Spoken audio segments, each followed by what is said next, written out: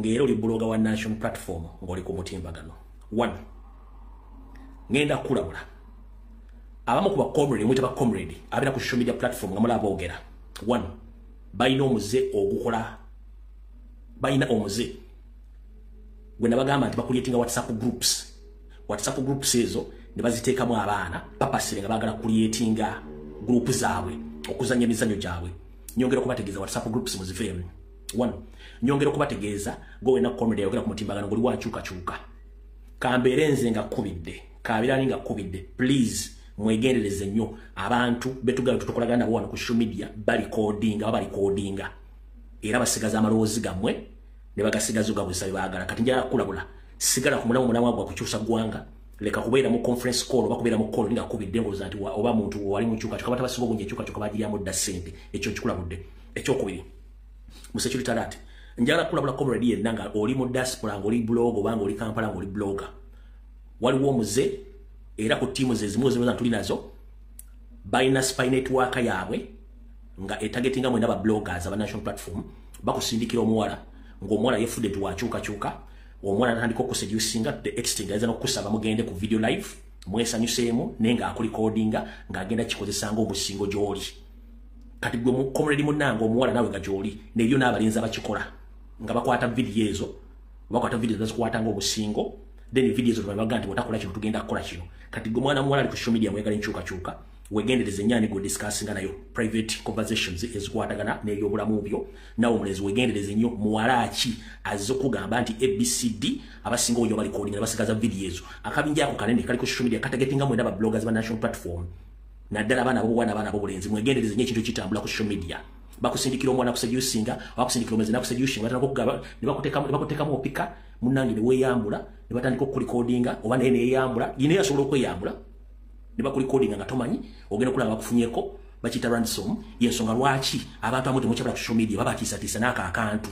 Yensonga lwaki abantu abamu temukyabala ku social media babatiisatiisa n'ako akantu. So ebintu bya video call ngoli tomwesiga please mubyewale ako akantu weekali katambula ku social media nakano badde nkerabidde. Mwe bakomredi mwenna bafutu soja bali ku ground mwina right ekola ekintu kyonna. You deserve right to do whatever you think it is right for you. But nyongero bajjukiza sirimu akyaliyo mu bino ebyobufuzi bye tulimu olwaleero musinkana abantu bangi nnyo abaana ab'obwana abaana b'obulenzi abajja mu struggle gye tulimu abaana abamu basetinga si balungi bagenda basiiga sirimu. Gwewunye lwaki conversation nyingi ku social media gundi ono ayagala ono gundi ono ayagala oli gundi it's a routine process bagenda basiiga nawookera. Mumanya bamwagalanye ebintu by'okwegadanga mwagalanye ebintu by'obwene by'okwesanyusaamu nesooka weewunye lwaki baga nti ekijja amangu kifa amangu lwaki ekijja amangu kigenda mangu. Mwegendereze nnyo Museveni alina ttiimu y'abantu nga bo mulimu gwabwe gwa kusiiga siriimu. Kino bintu bye bagamba buli video ba movie mwegendereze ne olina right okikola ne weegendereze. Museveni ntakuviira kawo lwaki yasobola okusindikira omukasi asobola okusindikira omusajja n'akuteeka mu mbeera ne mugenda ne mwegadanga n'ovaayo ng'ofunye obulwadde olwedde yaba amaze okufuna. Ekyo mukiwudde bulungi yolwedde aba amaze okufuna. Kati muganda wange gwe afuna feeling amangu g'ez'embaata ojjamu engoye mangu okweyambula bakulikodinga ne basigaza obutambi bwole baleka bakufuna nga bwe baagadde sobolekera feeling muzikendeeze. Museveni ntakuviira kaawo yo okulemererwayo nonna ne ba agent be. So ekyo nakyo mukitegedde. Kati kangere ku security alert yokubiri. Mwenna be twatandika nabo ensonga za struggle okuva ekyaddondo. Ne tuva ekyaddondo tutuka people power. Ne tuva people power tutuka mu national platform nga nakati kwetu tukyalika abamu. Abamu nga mwasirika for your personal problems. Abamu kyaliwo mulinda bulinzi ekintu kyengere mukomewo.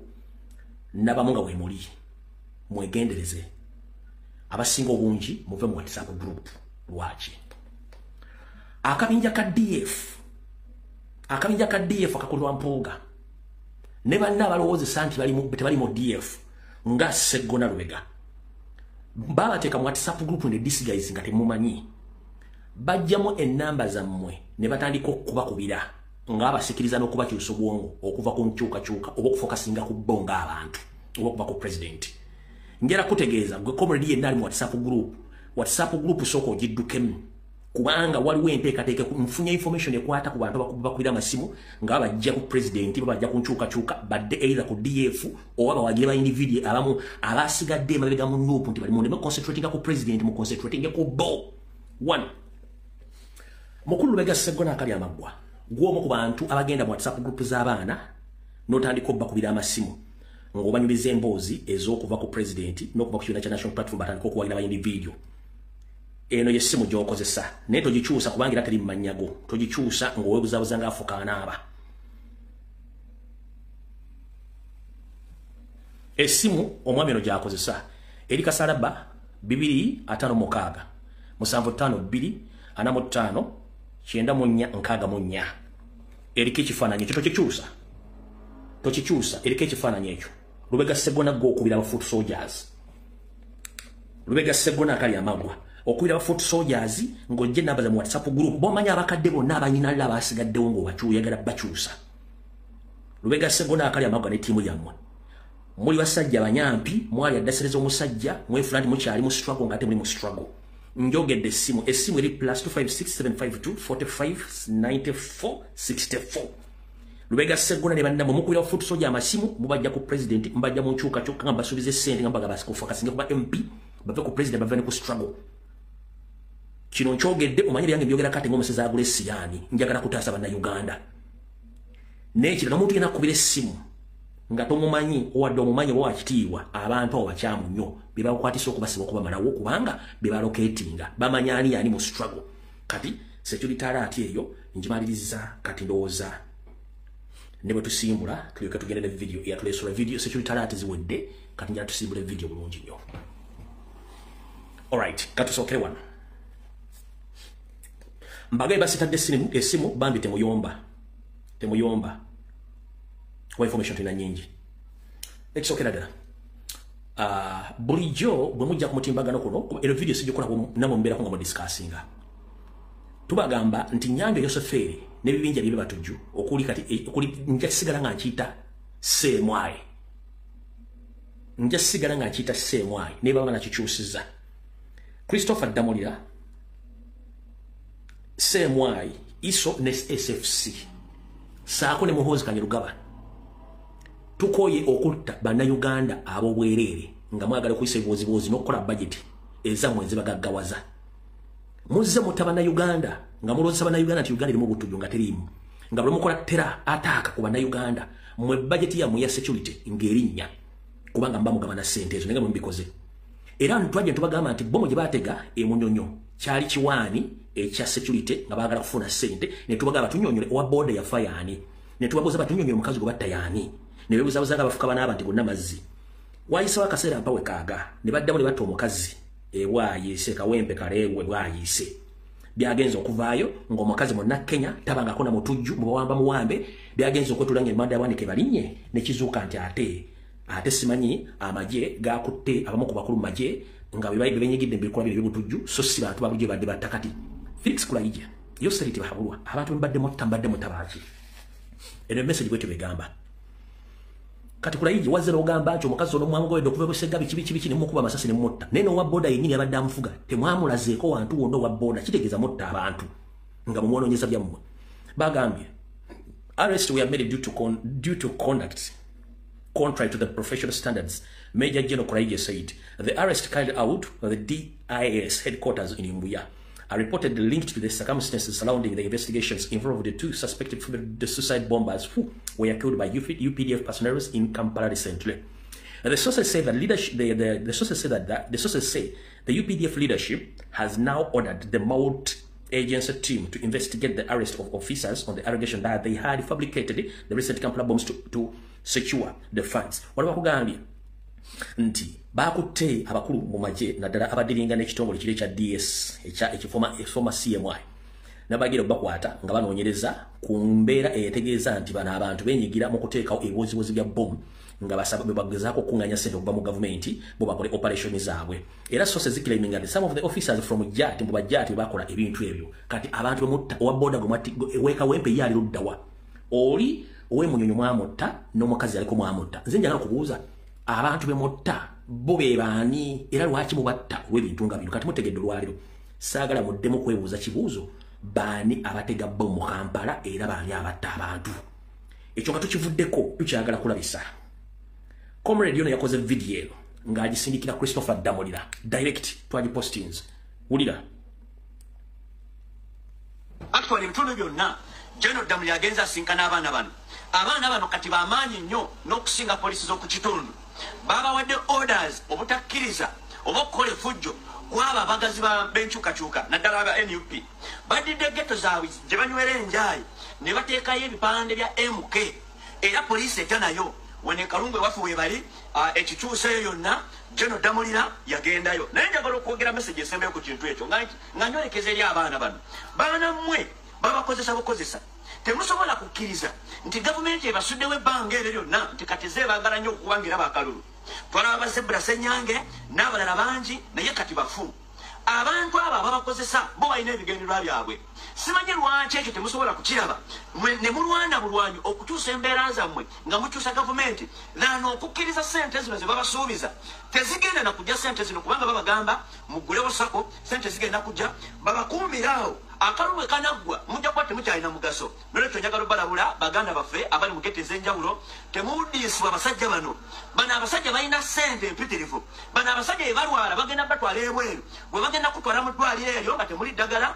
Bano abasajja batubye okumala emyaka 4 kakati be batubye ate mwe bebaagala obaddizaako mubakuumire mu buyinza baddemu batubbe mwe muddeyo mu ghetto mubule ekyokulya mubeere mu nnyumba ez'enzigotta mubeere nga temusobola kufuna ddagala. N'olwekyo doctrine eyo gye babateekamu mugigaane mulwane mwegatte ku bannayuganda bannammwe abanyigirizibwa mulwane kubanga finale bajja mala babenfuulire bajja mala babasibe. N'olwekyo kuno kulabula mu kutwala ekikuli siriasi kubanga omusajja General Damulira ne banne batambudde ghetto zaabwe zonna naye ekigendererwa kya byabufuzi. Ffe mu Uganda twagamba tetugenda kukkiriza oba tutya omuntu agamba nti obuyinza bw'eggwanga oli akitwalanga birthright. Birthright kitegeeza nti bakuzaala ng'olina okukisikira. Ekyo tugenda kukirwanisa.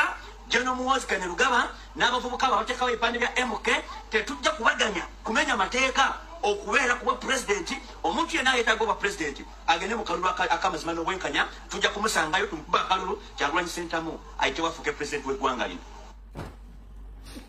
Webale nnyo ssebo n'obubaka buno tukwebaza obubaka buno kansuye nti bakomredi bonna bawulidde abali eyo bulungi nnyo. Bwe tuba tumaze okuyisa obulango obwo obubaka obwo ndowooza akatambi mutongole katandise musharinge video eno akatambi katandise.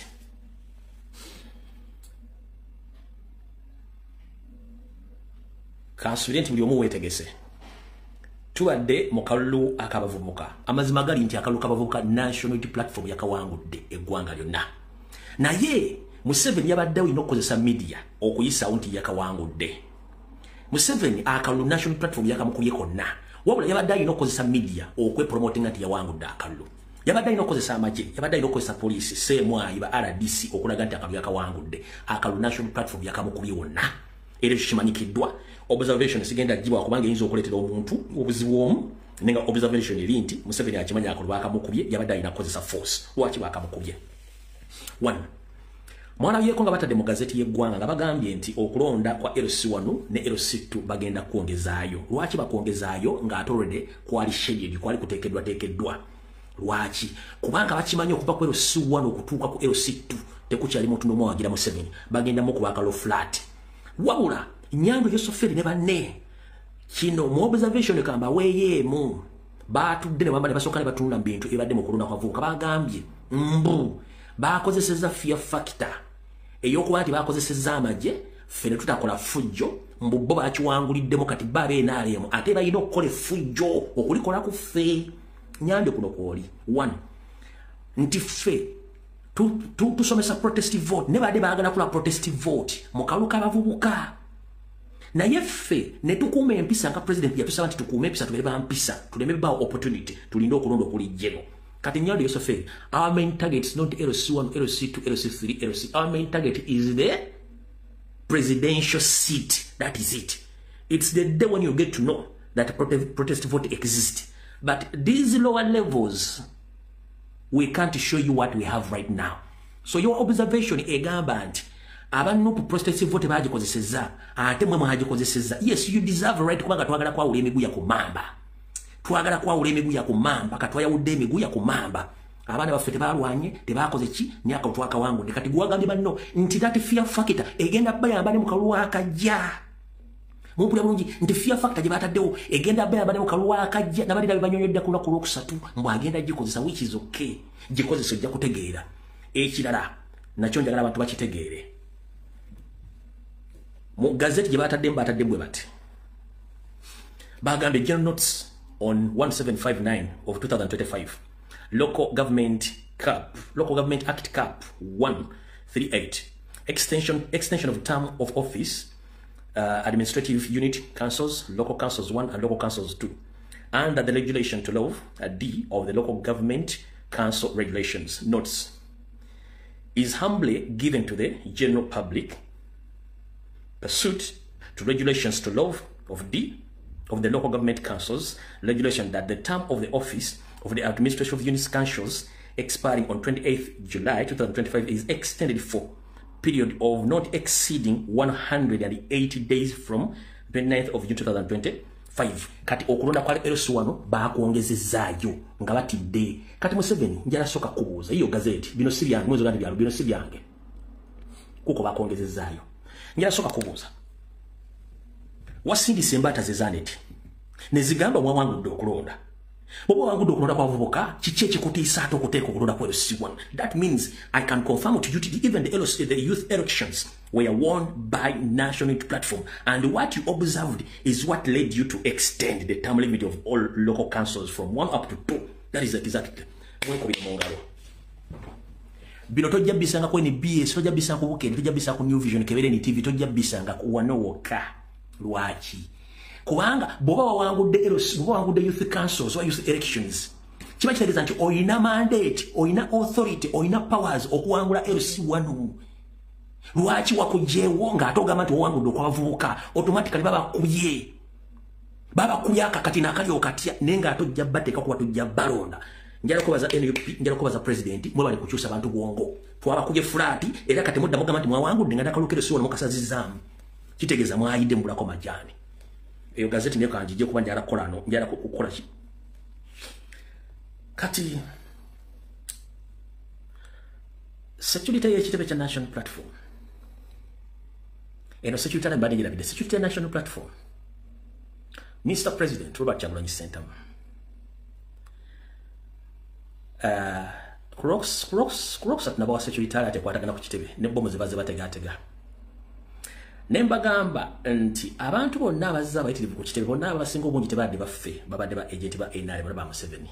Naye abantu amundoza mulowooza lumubiri njogera mbasirinaako mubyenge. Nabagambye njabalaga amapeesa. Nagambye njabalaga amapeesa agamu singa nabanfunye video a photo graphs mbalage. Kati omwami ono gwengendo balaga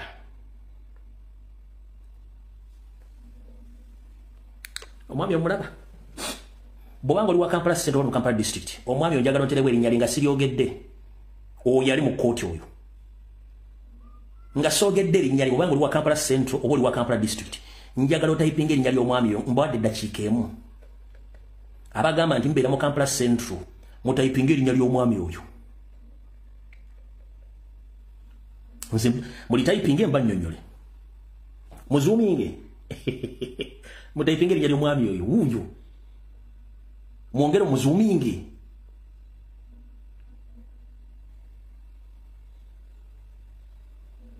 mwongere muzuuminge wuuyo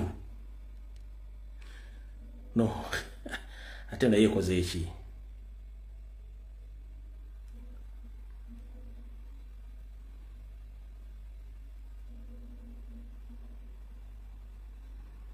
njagala linnya ati mugambira mu Kampala njagala linnya nga sinalibawa mwe bagatukulidde mu Kampala muloza tusaaga mumpe erinnya nga sinasimbula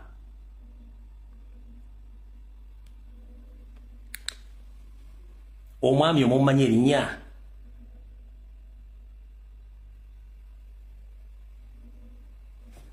oyo kamuzuuminge wuuyo mumanyi amanya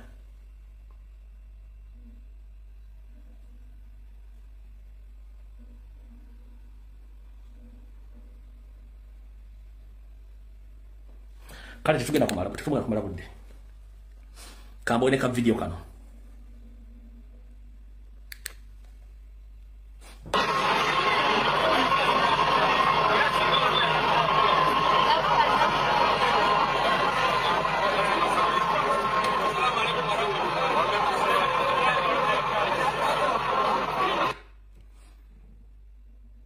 mumanya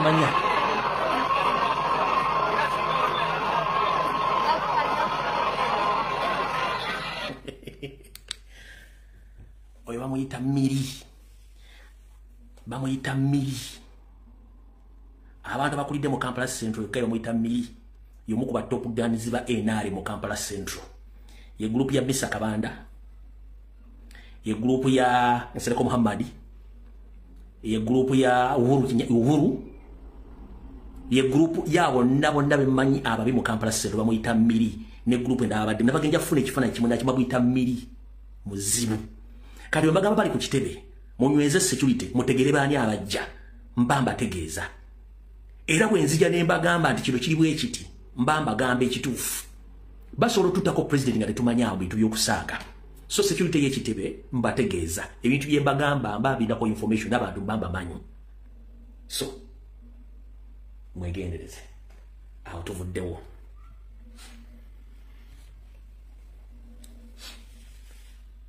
olunaku lwalwaleero n'olunaku lwajjo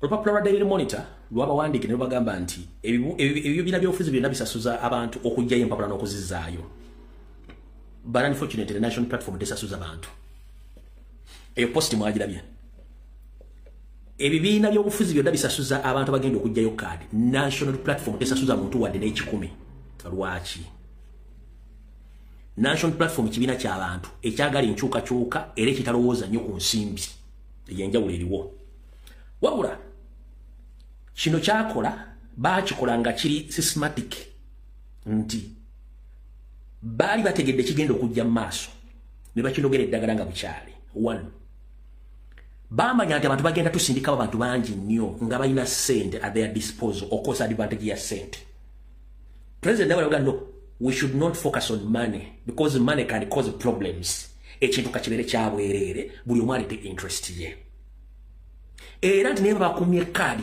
togenda genda ogamba nti ate nawaddeyo abiri gange nawaddeyo ataano gange nawaddeyo ekina nawaddeyo akadde kankamu nawaddeyo mukadde bwange abiri baganye okumpa kadi banzibye no ekyo tekiriiwo ne babasaanikirako bonna kati ladies and gentlemen ne munajja emitwalo 7.5 mwagala kadi nga mwagala mweleta interest bagenda zibawa free of charge tulego bagenda ku charginga okwewala kugenda okutandika okwemulugunyanga enkoko empanga enywedde amazzi amanaabemu ku kyalo kwekulidde ero lyali ddagala tewaliwo basasuza ssente ng'ajjayo bangazzayo empapula ze teziriyo ekyo mukitegedde bulungi nnyo kwaliko wala kutandika kwogera bigambo bikyafu ku national platform kati kyo nakyo mukitegedde bulungi nnyo muntu akibawandiikidde ne mukitegeera tebaayo muntu yenna musirwa kugamba nti abalaze interest mu kujjayo empapula basasuddwa oba basasudde ssente okujjayo okuteekayo okusaba kwabwe mu kwesimbawo okujja no kino kigenda kutuyamba nti muntu gwe batadde empapula ogenda tambula ng'omubikire ogende wa muwumule either osigalewo oba tosigalawo ng'ogenda kuba tubamanyi bulungi nnyo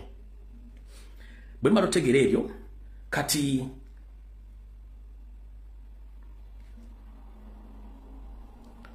katugendeko wano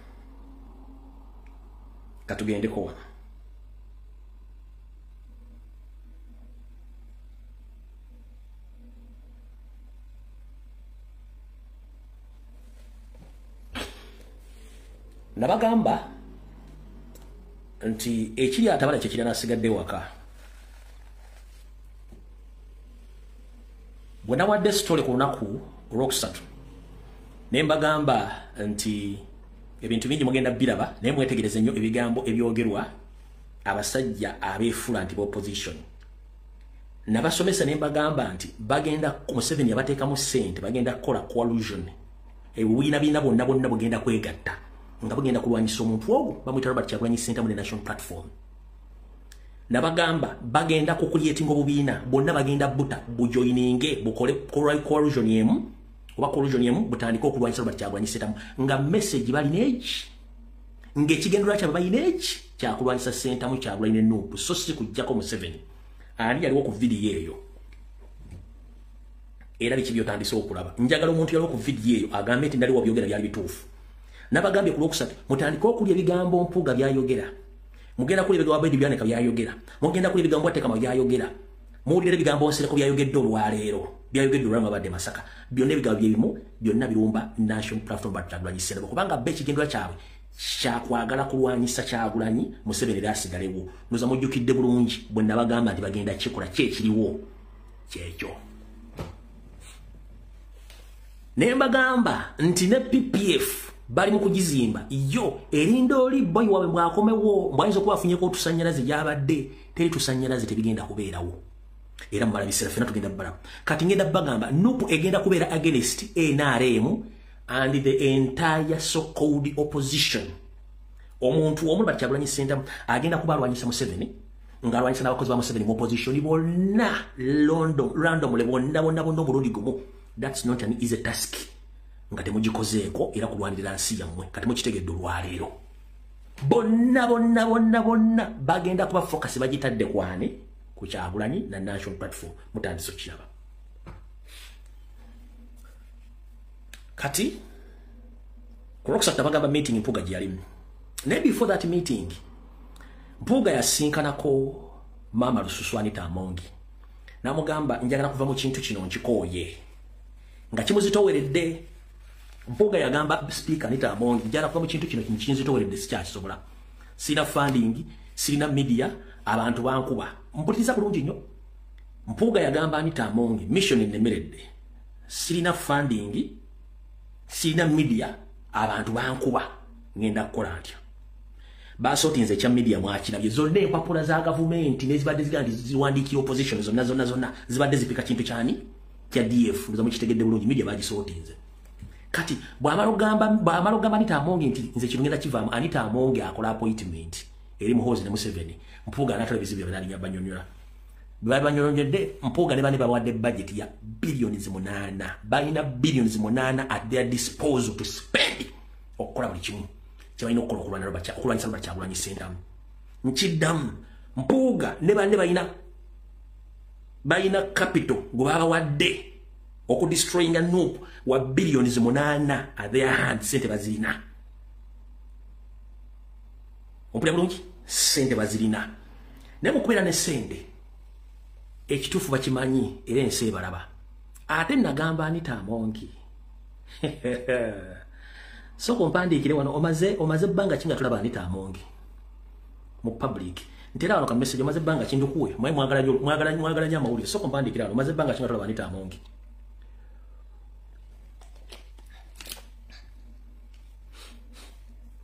omaze ebbanga ki nga tulaba Anita Amongi so kuwandiike wano mu mawulire wonna mu kifaananyi kyonna bamwogera kubanga ayogera omaze ebbanga ki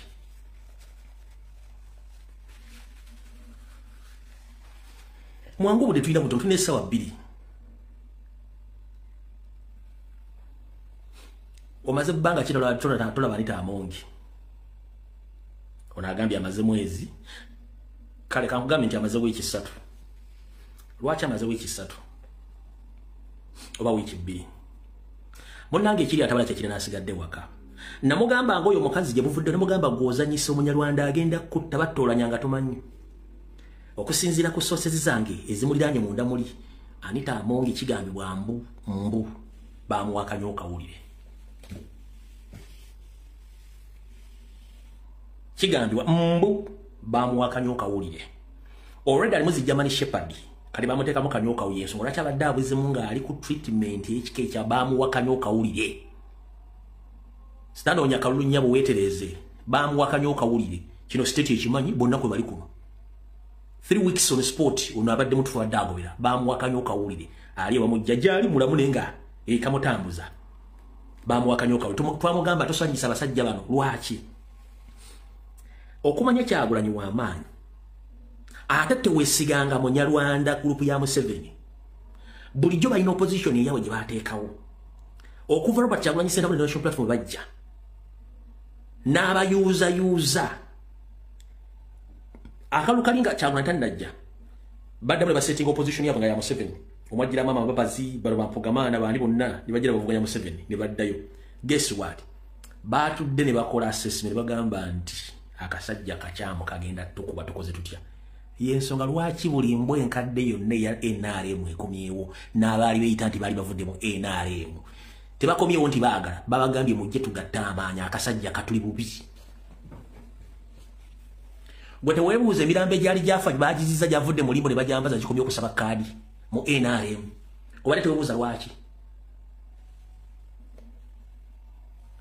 gwe teweebuuza lwaki abaali bagambye nti baawukanye ku Museveni era ba opposition bazzeeyo mu NRM bajjayo ne papa bagenda kwesimbawo bategedde akasajja k'amaanyi bino balimbya ddala abama babazi ne mukazi we bazze Amelia Chambali yaganze ebyobufuzi bivuddemu Amelia Chambali yakomyewo Kadaga lyagambe yakomyewo Luyindi yakomyewo n'omusajja mukodomi wa Museveni endo tumukunde n'akomawo n'abala kitegeeza akasajja kabatuddemu kyekibaziza bonna balabe ekintu kigenda kwe kuyite mundu zaabwe zonna enkadde zaali zigembu zeefudde z'opposition zidde kati buuzo yali RDC Werubaga deputy RDC Werubaga eyagamba mbu ye tagenda kukiriziganya kola mu government bali banguzi naluba speaker Anita Amongi simayichi yavuddeyo nga naye yetonda naye azzeeyo ku kimakali bwagenda kwesimbawo omujjukire omusajja yito oli yali deputy RDC wa Museveni Werubaga oyo yito muvubuka naye teyagiye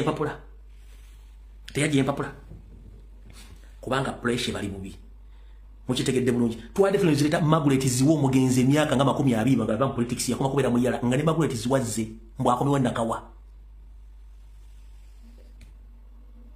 ndine Margaret ziwako kitegeeza nti abasajja n'abakazi babagambye mukomeewo ekintu kigenda mukomeewo yes bulola we bali Mr. Kadama ne bulola yenyini yagamba simata kusobola kolya mu government yabali banguzi naluba speaker Anita Amongi teyakomyewo enguzi yavuddewo efuga bimwe nale muyaweddewo abali baganti bavudde mu NRM tibi kitegeeza nti mmwe ekintu kye mulimu temukitegeera one bana abasajja bonna mission yaabwe bagamba nti nedda tetugenda kukkiriza nenga akasajja kabali bubi yetugenda akasajja katuno kanyogera mitala wa mugga nga tekanna kutuukako kati bonna abakadde bonna mu NRM bakomyewo kubanga bakimanyi akasajja ejjadde akasajja kakambwe nnyo awo tuvuddewo kati katugende wano coalition doza yatandise ddo kweforminga Nsereko ajoyininze Empuuga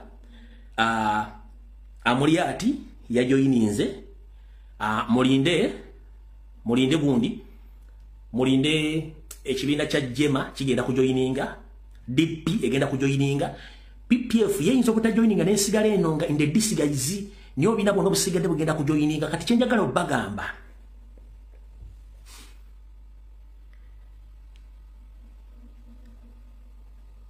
essaawa yonna bwe muwulira nti Nabbira Naggayisa Empala yeesimbyeyo temwewuunya kubanga y'omu ku pulaani y'abali backup pulaani zaabwe essaawa bw'owulira nti Nabbira Naggayisa Empala era yagenze Kanda nga naye agamba nti ebintu takyabisobole mulemeredde nga naye akomyewo okwesimbawo kubanga ntegeddeko te mu Kampala mwali jjukira yayina empapula entuufu ez'ekibiina kiri ekya Social Democratic Party ekyamabikke yayina empapula naye bwe mumulaba temwewuunya yeyo tiimu bonna bayise abantu bonna bali mu opposition abafu bayise bakomewo nkiddamu essaawa yonna bw'oli nti Nabbira Naggayisa Empala zze okwesimbawo oba ayina ekibiina kyayingiddemu toweebuuza lwaki akomyewo bagezaako kwagala kulwanyisa nupu zonna emundu zaabwe kade bazireeta okitegeera nkuge boddamu nolaba Nabbira Naggayisa Empala ng'atuusentegedde ayinza okuba ali Kampala balina kye bapulaninga bonna bagenda kwegatta mugenda bala ekyo nakyo kibagambye bonna nga bagenda kulwanyisa ani Kyagulanyi ekyo nakyo mukitegedde ekyamuli ati mwagala proof yiyo mwagala proof yiyo anti njala kwebaza eyaguze studio ono we bali nnyo musawo wonna wooli proof yiyo mugira bulungi nnyo baabo sibeero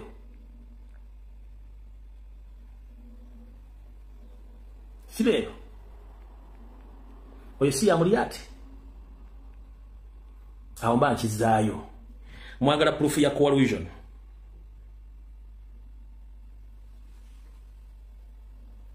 proof yiyo mujagala bwe tuvaawo eyo sigenda birwamu kubanga njagala bijjamu kulyetinga space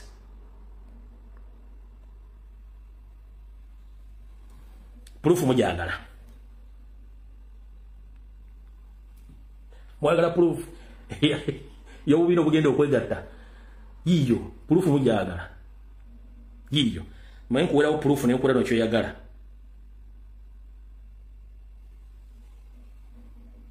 proof yiyo bano bonna ba agent ebbanga lyonna nga batulimu ba agent. Alright, mukitegedde kati yo proof mwalo gijjamu wano wali okulya n'okukomba essowaani wano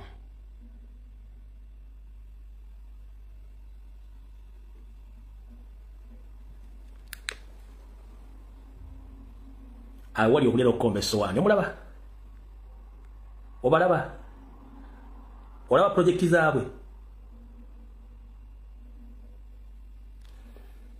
nkyawa proof mujja tegeera bino mujja bitegeera mpola mpola proof ogiraba kati bwe mmala okuwa ebifaananyi ebyo bamuwadde Kagege okwogera simanyi ba video bawadde Kagege okwogera wabula nga sinazanya video ya Kagege okwogera njagala osooka okwata obwongo obuzzeeko emabega kye tuyita rewind your brain or reverse your brain ebigo bibiri either rewind your brain or reverse your brain njagala ozzeeyo akatambika obwongo bwe mabega nga president wa Africa Kyagulanyi Ssentamu akwasa Mathias Mpuuga owa leader of opposition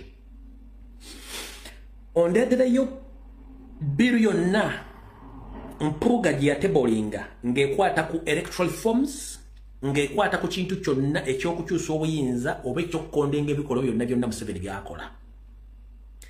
Njagala ondeetereyo video yonna nga Nsereko Muhammad Kagege ayimiridde ku lujjuliro lwa setteeserezo oba ku fulo ya setteeserezo ng'ateesa ku electoral forms oba ng'ateesa ku kintu kyonna ekirwanyisa Museveni omuggyako. Njagala kubeera clear njagala ondeetereyo video yonna Nsereko Muhammad ng'ayogera ku electoral forms oba okukyusa electoral commission oba okuggyako Museveni. Ondeetere n'Empuuga nga loop ng'akyali loop ng'ayogera ku kintu kyonna ekikwatagana okuggyako Museveni oba okuggyako electoral commission oba ku electoral forms. Lwaki Mpuuga electoral forms yazireeta ng'ate ziyamba ye nga bamaze omujja mu office ng'alina by'ayagala okuyisaawo. Rewind your brain back. Focus on the day when His Excellency Robert Kyagulanyi Ssentamu appointed Mpuuga as leader of opposition.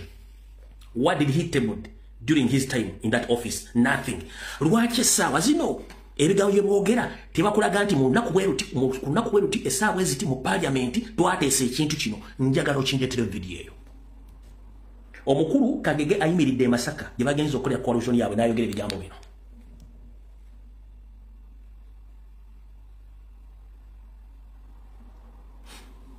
Ne bagamba nti ekyo ekiteeso kibi temukikkiriza kubaawo kibi. Ekyokusatu Honorable Mpuuga n'agamba nti bwe munaba muleeta okuteekawo electronic voting nga mugenda okukozesa obuuma buno katusooke ffenna tubutunulemu tuweekeredde nga ye yali ava mu tekinologi kubanga osobola okulonda buli kalulu nga gw'olaba ng'atiikinza omulala nga kabala mulala. Olw'okuba bannaffe tebasooka kulowooza basooka kusaala ne bafuna wusu tebasooka kufuna wusu ne bakola ki bagamba nti Mpuuga yeeyagaliza bibye bavudde mu kalulu k'abavubuka nga bakaaba twawandire tulege nga bagamba abantu baffe tetwabasanga ku register. Alright. Nsereko Muhammad Mr. Kagege Kafish osobola okuleeta obujulizi bwonna gwe kennyini ng'omuntu eyagudde ekibiina ky'ebyobufuzi ng'olina omuvubuka kabeere nga wakugulu kumwe waliisonyi guwasibye mu kalulu ako. Mpuuga Mathias Nsamba naawe osobola okuleetera obujulizi ng'olina abavubuka bwasimbye mu ggwanga lyo n'abavubuka badde bali mu kulonda okwo. Ekirala musobola okuleetera obujulizi nga muyimiridde ku fulo ya parliament muteesa ku kintu kye mwogerako kati mu kampeni zammwe ziri mu kutambuza. Musobola okuleetera just a single video when you were in the parliament discussing about the electoral reforms. Muli ba state agent abali mu kutambuza blackmail. One, Nsereko, man, you are nothing. You are masquerader as well Mpuuga. Muli ku 80 billion ze mwafunye okutambuza propaganda blackmail. Osobola okuleeta yo video yo Nsereko ng'oyimiridde mu parliament n'obulima obwo bubiri ng'oyogera ku nsonga ezikwatagana ku kukyusa ebyokulonda. Ne mukama wo Mpuuga essaazi kati bosi wo nga mwogera ku kukyusa electoral commission oba okukyusa electoral forms mu parliament. Lwaki mubuzaabuza abantu? Gwe ng'ayagala okuggyako Museveni nga bw'ogamba ng'ate omuwagira wali luddawa nga abavubuka balonda mu Kampala Central wo. Where were you? Wavaayo mu parliament no complaining about the incidents which happened in the entire country. of vote leaking, kidnaps, torture. Wavayo nozogerako. Mpuga wa complaining ako mu parliament okulonda kwa vubukanti bawambye ne bakuba ne batta ne balondesa bya abantu wakyongera kutojogerako lwaki kati mudda mukupulaliza mwe mutandika okwogera mafukule ku mitendo mutandika mutona magulu mwe basajja mu mulye sente zammwe main issue yamwe twagitegedde ne sente zammwe zatambudde ku TV ku radio promoting ekintu kyamwe ne people they know babamanyi mwe baani kimwagala kutambuza tukimanyi naye mu masiwansano ku mazzi eryokanga netonya netulaba ensisira bwezenkana emyoyo ani yali amanyi nti finally mwenna mugenda kuvaayo mu kamooli tubategeere ani yali amanyi nti finally mwenna mugenda kwejjayo ntayi mwegenda tuka Museveni mwenna bakuŋŋaanya abantu be abaleetewamu ensi bategeere ani yali amanyi nti n'empapula z'amawulire zonna zigenda kuweebwa ssente zikyuse mundu zitandika okulwanyisa Nuupu ani yali akimanyi kitegeeza nti ensi etandise okubategeera gwe mulwana abatunulidde ali wali badaga okay no problem abalaba lwaki abalaba ebbanga limuliridde esserezo mw'omusolo ebbanga limwogeredde oluzungu ebbanga limubadde mu parliament tewali munnayuganda aganyiddwamu kati mutandise okwejjayo tubategedde yensonga lwaki ensi ino bategeera ne mudde radio station zonna ne muzigula muteeko propaganda muri blackmail ekyo tukigumiikiriza kubanga ffe tulina media tulina abantu abasobola okwogera ensonga zino ne muddira obukyayi bwammwe obuli personal olw'okuba nti mwakona ne mubuteeka ku muntu omu mugenda ne mutambuza ekiboozibozi mbu simanyi twetaaga abakulembeze abategeera ebyobukulembeze era abakulu mu maaso si bano abatamira abakulembeze njala sooka kubuuza mukulu Musereko Muhammad n'Empuuga focus ya mwentufu eri kuki yakujjako Museveni oba yakujjako Kyagulanyi. Ladies and gentlemen, the main focus and the main reason as to why Museveni himself and his son plus his younger brother Salim Saleh created the so-called opposition, it is because they are fighting Robert Kyagulanyi Ssentamu, not Museveni. These people, all of them, they are gathering to fight one person and one political party, that is dope. That's why they don't focus on Museveni, they focus on Robert Kyagulanyi Ssentamu and National Platform. The money Museveni he had spent right now before even campaigns is more than money he spent during the last elections. Because he is in fear. To the extent he created some departments in security organization to fight Nope. They are keeping on kidnapping, killing, and he's using electoral commission to do all his dirty work by removing voters from different locations. And what they decided lastly is they are going to use force to announce all NRM candidates in Busoga and Buganda. Everything they will end up in court. As long as the Electoral Commission has announced that NRM candidates they have won, most especially in Buganda and Busoga. Kino kyogedde mu luzungu ne bajja kijjayo nti akakiiko bagenda kakozesa okulangirira abakapale biri bonna ba NRM bagenda okwesima mu Buganda mu Busoga mu bisinga ku bijja agenda muki bigenda mu kooti kibabala so tebabala nti bagenda kukola kibagenda kawangula. Kati Mr. President Robert Kyagulanyi Ssentamu buno bakajala bokuwa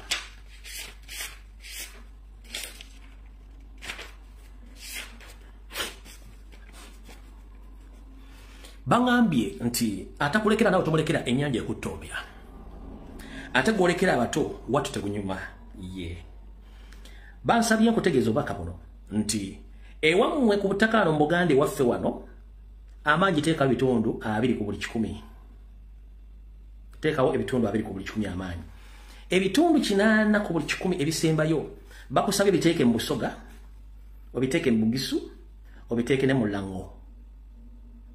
Mr. President bansabye kutegeeze mukaluka tugenda mu ne campaign zitandika ewaffe wano wennyini ekampala ekyaddondo mu Kampala mu Buganda teekawo amaanyi ebitundu 2 ku buli 100 naye ebitundu omuli Busoga omuli Lango omuli ne Bugisu saako ne Teeso wowe osimba amakanda enifaga bekisana kuba campaign ng'ozikuba mu bendo liri lyonna ene waffe tuleke twasoma twayiga twamala ngabo kimanyi mu kirasi tutula abantu bangi nnyo si buli atudde mu maaso nti yakulembera n'abatudde babega bakola kibate bakulembera ate twali tukimanyi nti bwe tuba tusoma mu kirasi abantu betulowooza nti baali bagezi nnyo wattu tebalina balabikirako mu nsi yonna mu bulamu bwaffe bwa bulijjo kino mpinda President Kidam bwe twaberanga mu ssomero abaana be twayitanga abagezi nga bakola mathematics bakola science bakola chemistry bakola physics. They are nowhere to be seen in our normal daily life. Nowhere. Ate abaana be twagamba nti basembanga bakolako embwa zirina ssente, embwa zagaggawala, embwa zaafuuka ekintu. Eyo live example ekulaga nti si buli muntu ali mu kibiina bali by'obufuzi nti agenda kubeera successful. Nowhere. The reason as to why all these so-called prominent political figures or political prostitutes are fighting against you, because they thought that they are more educated, they know politics, they are facilitated, they can be where you are right now, but unfortunately, God blessed you to be where you are right now. Nobody knew that you'll be what you are right now. Tewali amanya nti olituuka w'oli. Mu music industry waleka bafumbya miyaji. Mu byobufuzi bafumbya setara. Mu music industry waleka bafumbya miyaji. Mu politics bali mu kufumbisa setara. Tewali yali amanyi. Tewali yali amanyi. Genda ulizo oluyimba lwa GNL Zamba n'omugenzi eri wamala teri yali amanyi. Mr. President mazima gali nawe wali tomanyi kicho olibeera. Music industry waleka bafumbya miyaji, mu politics bafumbisa setara. Kati njala kutegeeza. Wotandikira okulaba nga omuntu atandise okunyoka nga tonamukwatako. Manyi kiba kimogoba kyambadde empale. Ate nga yabituli tekifaayo ani akiraba kyekiriwo essaawa zino. Mukama wange ngenda kusaba wano mu Buganda tomalirawo budde. Ebya region zenkusomedde zifocusing ku lwaki. Nina intelligence endaga nti already Nyando Yosofei 50% of his support in Ankole. They are not willing to vote him. But bagenda kuwa bantu kiboko. Bagenda kuleta obulongolo. It's a pretty ticket bauti papers nga bazitikinze ddanga balonda mu 7. Nezimu zile kazatuuka dda tebakkiriza abantu bamosi kugenda bagenda kulonda mu 7 bagenda kuleta nga bamaze omulondo already. Bagenda kuleta obulu mu western side of the country ngo already bamaze okukola ki okulonda mu western balonda ku president balonda ba MP. Kati kibagenda okukola olwaleero ukyo bakisazeewo kino nkikubuulira. Kati ngenda kusaba focus yaffe tugiteeke mambo nga bwe mbikusomedde byonna wano mu Buganda munnange oli musajja Muganda. Toli musajja Muganda kano kanka kunyonyola kategeere. Munnange ayina omukalo gwe tebamuseera nnyama. Mr. President ayina omukalo gwe tebamuseera nnyama. Kati omukalo Buganda mukalo ne busooka mukalo. Lwaki olwande ba mu 7 wano gende eri ewalala mukubeka ne mukubula kampeni amuzo mu kitunde kyokka kyokka uleta put focus mu mambuka mu bukiika kono mu busoga mu Buganda ojja kujja oluvanyuma kitulekere focus yetu tugiteeke wali waggulu wali mu korido ngaba katambula ka map ako bakajja bakati ne ka stopping lano Buganda wansi ku nsalo ya Buganda bidye bisigadde ne bongende bugenzi just ne map ngabo very wet bwenji bweveri wali mu jembe lyayo ne jabweti okutuuka na Buganda weekoma oboteeka focus bana ba wansi baleke ojja kuwulira kibayita endirimbo kitegedde bulungi Mr. President ayina omukalo gwe tebamuseera nnyoma lwaki already oyina ennyama yeri ku kibanyi mukalo osalako busazi ng'oteeka mu mazzi ng'emala okunyumunguka bulungi nnyo ng'oteeka mu ki ng'oteeka mbirungo ng'olya kati gwalese ku bucanga nga nnyama ya mitwalo 3 omugamba go and eat your mother something ekyo nga kiggwa atuvuddewo bwe mmala okuwulira mukulu Kagege ng'ayogera nga amaze omuddamu awo kati muwulire bino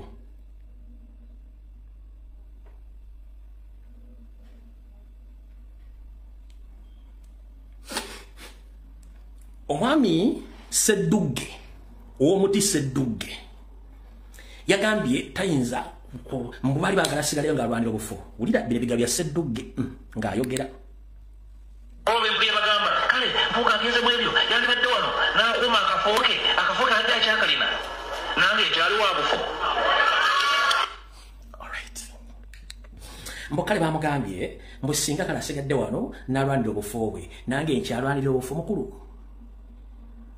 bw'oba weetondeddewo ekibiina kyo nga gwe president waakyo ekyo si kifo bw'oba okyagenda mu parliament nga n'emmotoka ovuga ya commissioner ekyo si kifo bwe bakugamba ove mu kifo ekyo bakiwa omuntu omulala kibeeremu tewalemera mu kifo so wanjogedde ekigambo ng'ekyo ngo bagambye nti bannange nze kikwatagana okubeera mu kifo kyonna ntayi sikiriiko sikyagala mukulu omanyi mwine ekizibu kyemutamanyi kintu basomesesa ebbanga ddene nnyo nabasomesa kolite z'abeeyita abaganda mannya wano butaswala njala tugendeko mu forensics katono nnyo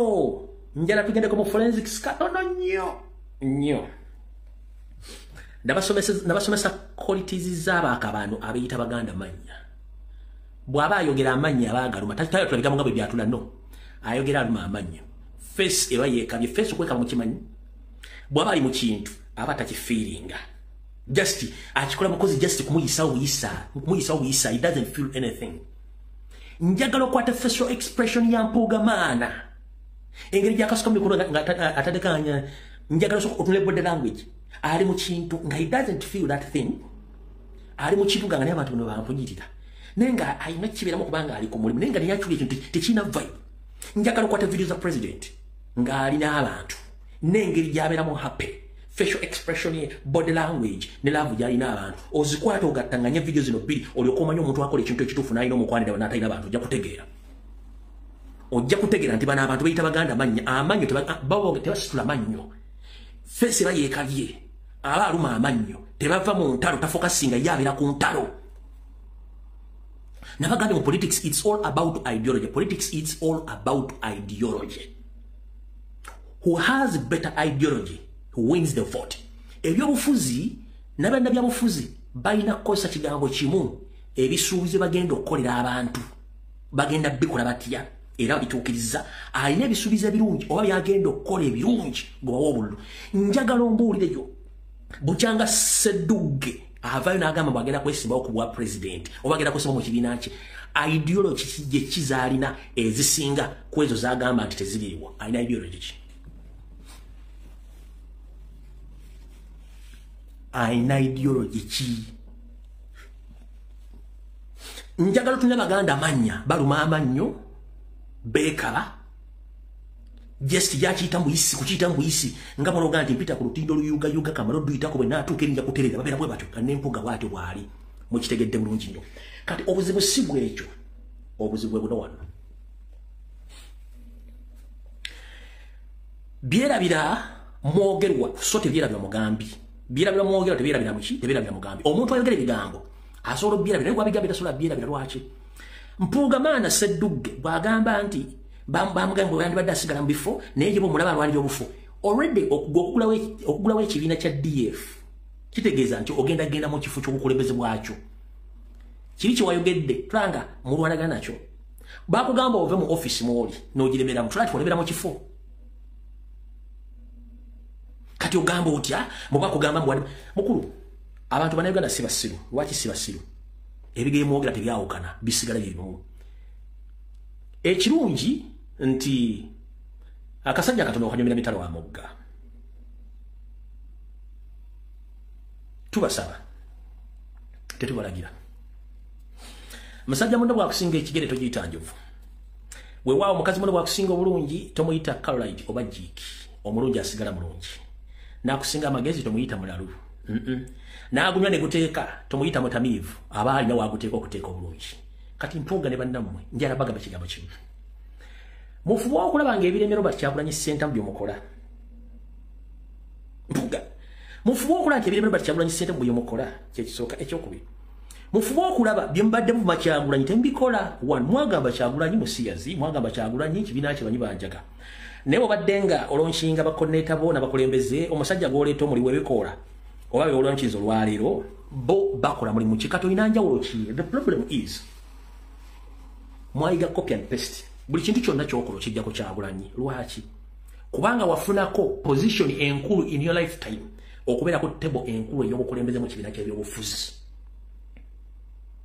byokola okola paste and copy kubanga waliko ku mmeeza enkulu mu kibiina ekimu eky'ebyobufuzi bayita national platform mu bulamu bwo kyotasobola kufuna ng'oli independent ng'ofuusa wa DP ng'ofuusa wa Dealers Association ng'ofuusa wa go to work waka to work dance to work byonna ne bwagenda amasaka ne bakwatira mulungi weegaana omukazi gwe bakwata naye wa sempiira nakatira osobola okwegana neyo nabyo okola oli mu copy and paste owa national platform gwe yakola kubanga mu DP tewali ku top guns watu wali ku top leaders bino byo nobikola ensonga nti wafuna ko opportunity etulako ne Kyagulanyi nofuna ko kukulu oba nofuna ko kumbeera emanye ekibiina bakitambuza kitya yensonga lwaki ebintu byokola kola paste copy and paste nti labako walulayo teka mu nkola labako walulayo teka mu nkola kati kyoli mu kola boba ovuma nti ekibiina kya byobufuzi kya national platform kijjuddemu basiyazi banyi banjaga ngera kubuuza ono badde oyanjula nnyoko era abatabanjulidde secretary general naye nga yalondeddwa ng'okulemberamu bannabitone mu kibiina kya DF. He is our secretary for arts and culture. Ebintu ebijja bulungi ekiruubirirwa ky'okulondola ennono yaffe n'okutereeza abavubuka baffe abali mu kusanyusa naye n'okutegeera nti okusanyusa abantu kikoma kusanyusa naye n'okuyeza ennono yaabwe seba obuvunaanyizibwa obwo bwakwasiddwa ate n'obukkiriza wassaako n'omukono nti ojja kukola n'obuvunaanyizibwa. Anthems and hand you over to this title. Kati yoyo ate wano wali omwerabidde nti gyali nze nabba akasimu ene mukulu wange yabbayo ebitaano mbu siwe kiri kati bali z'obudde semufeezaazi owakasimu n'ow'ekido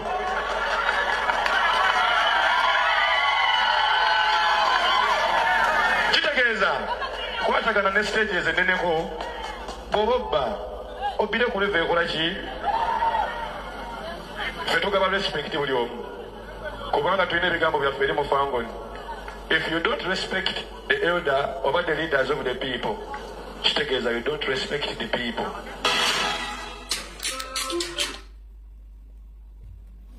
ekyo bayita copy and paste okitegeera kati gwe mukulu ebyobufuzi bye muzannya mulowooza nti abantu bategeerera ddala bulungi nnyo wabula ngenda basaba ebyalema Kyagulanyi mubiteeke mu nkola bwe bali muteeka mu nkola mulina eddakiika ntono nnyo nnyo ne mu nomination muyinza obutatuukayo mulina obudde butono nnyo ne mu nomination muyinza obutatuukayo. One gwe kenyini okimanyi bulungi nnyo bwagende wanitama ng'omutegeeza nti nze kintu kinemye bwe bakuwadde ssente ne kyeyongerako. Money can't buy love. Money can't buy support. Ugandans, Museveni made them to be poor. Right now, each and every Ugandan, whenever they are looking for money. That's the reason as to why you managed to get that number. But unfortunately, you know that you paid each and every person who attended your conference or your dedicated conference. Am I right? Finito. Mpugamana. Seduge. Kanchide mu Luganda abantu bakitegeere. Sente tegula buwagizi era tegula mukwano. Nawo okimanyi watukira ogende wanta mwoge ogende ngenda kita kubanga sirina sere sina buwagizi. Na ogendo nagenda ne bakwasagane Museveni ofuna billion 8 banno. Ngokimanyi bulungi nnyo kyonna kozesa sente zofuna follow okufuna abantu bakukubira. Nekimanyi Museveni abantu abo benyini yabavuwaza. Bo ewali sente ebajja naye ekyokulonda olunaku lwalunda bakimanyi bulungi nnyo kibagenda okulonda kati kyenkulaga. Buli muntu yazze ku mukolo gwe ekitone nnyo abazze obuzi abatabadde ba delegates bo ekitone buno muyavudde ne mitwalo 10 oba ekizike. Ompulira kitegeeza nti ekizike bwe kinaggwanga amenvu gaganya agakiriisa ekizike kirina kufa era bijja kudduka bijja genda very soon kubanga tebina mukwano. Mukama we yabifuula abaavu. Those monkeys, they came for banana. When the banana get finished, the monkeys will go back to their forest where they belong. You understand that? It's Museveni who made those people poor. So whenever they know that someone has money, they have to go there. And they know whom they support. Because they follow in the same category. They want to change this nation. Kati Mr. Finito, 80 billions. Very soon zigenda kugwawo. One, ziliko babuloka. Ziliko babuloka. Babuloka bajja kuleterako nya ng'olina accountability ya billions 8. Nga bogenda okuddamu okola meetings nga tebajja. Will you seek for other money or for other funds from NRM? Nowhere. It's because money can't buy support or money can't buy love. Those people, they came and you paid them. The little money you paid to each individual, it was either 50,000 or 100,000 each of each of them. So bwezina gwao wasasudde CBS wasasudde BBS wasasudde Monitor wasasudde Vision wasasudde Wicked wasasudde yes that is what we call money but national platform balina okuwandika molega kubanga fe tuliko fe tulina empe fe tulina buli kimu fe tulina omukwano okitegedde bulungi nnyo kati waliwo ekintu ekiri organic n'ekintu ekiri artificial oba ebintu bya nadies so amagi ag'enkoko enzungu tebagatunda bbeeyi emu n'amagi g'enkoko ennyolo entoolo eŋŋanda n'enkoko endala ga bbeeyi tuleya amagi g'enkoko eŋŋanda ya busanga tuleyagala amagi g'enkoko eza wiiki 3 ku wiiki 4 ya layisi kati amagi gamwe ge g'enkoko enzungu za wiiki 6 nga muli enkoko baziyita chicken kati sedduge omuti sedduge nanyini mpuuga ekibiina kyambwe bakiyita chicken nkoko zino enkoko zetulya mbazungu nkoko ya wiiki 3 nkoko ya myezi 3 kyekibiina kyammwe temujjako kamera bwebwe kino kibagamba mujjirako kamera nga muvudde mu Legacy Conference temujja kudda mukola n'omu n'abantu babo bennyini bagenda beewakana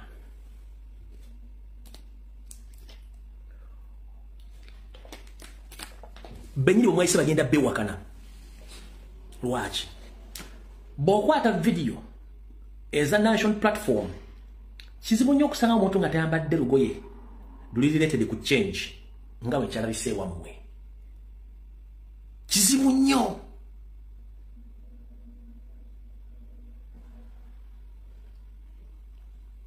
byebyo gwe nkuvuddeko era sagala kuzaako okono waliwo mutegedde force yona bagenda okulaba bagenda kitakulu bati nabagambye bwe basitadde masimu munansonyiwa kati wano katugende wano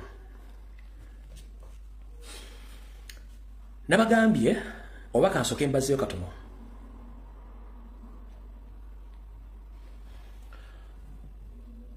mbagambye nti NRM yaddidde neyita bakadde babe bonna bakomewo mu kalulu kano ng'akabayinze wabula ndi wano balabula obutwa bungi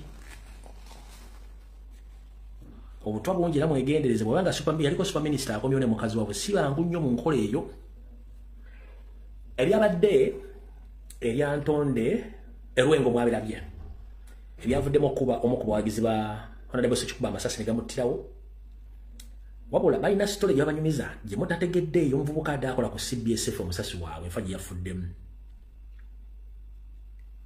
enfa tetegeerekeka kiyafuddemu gyavudde ku boda n'agwa naye nga yavuddemu jjuvu ne postimortem abasawo tebagisoma yabadde etya lwaki jjukira mu kuba alipotinza amawulire agabadde eyo kati mwena bannayuganda bwe tubagamba nti ebintu bino mwegendereze nnyo abasajja bano batemu mulowooza tosaaga ekyo si kyekikulu Buganda twaloozinga bargaining power under Museveni's agents or Museveni's agent Mayiga tetukyalina bargaining power yerwa bwekyanga Museveni ajja mu buyinza yali atya Obuganda era nga bwe kiba kikwata ku statement ya ggwanga na Buganda nga Buganda eteekawo omuziziko mpaka bayita okutula ku mmeeza okuteesa byakoma ku wekitiibwa Dani Muliika ne wekitiibwa Jebi Walusimbi Mayiga kastajja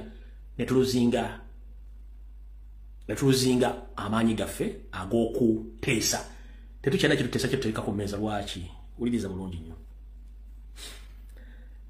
mu gavumenti yennyini ya Nyanda Yosef Erick Bahabula bamukuba akalulu ka 2021 president wakamukuba Nupu yakamukuba n'anyiiga mu cabinet daba state minister buna abasinga obungi abagoba Abaganda n'alekamu abantu babamu abatone nnyo balinga basatu babiri Buganda n'agijjako kuba n'abaminisa bati batuyamba kati nina kyenjagala musooke mutegere muzeeyo akatambi nga tukyalina obuyinza nga tukyalina bargaining powers oba obuyinza obuteesa ku nsonga z'eggwanga n'okufuna kye twagala ekyali kizibu nnyo kyakumanyira Buganda olwokuba nti Museveni yajja abantu abo n'anateekawo Mayiga kati tukyalina kye tulina lwaki abasaatuusi abasajja n'abakazi Abanyarwanda abalwalo abadde bagenze mambuka lwaki bagenda mambuka mwina kye mutamanyi kansooke kikugambe nga nsirize ensi gye bayita Uganda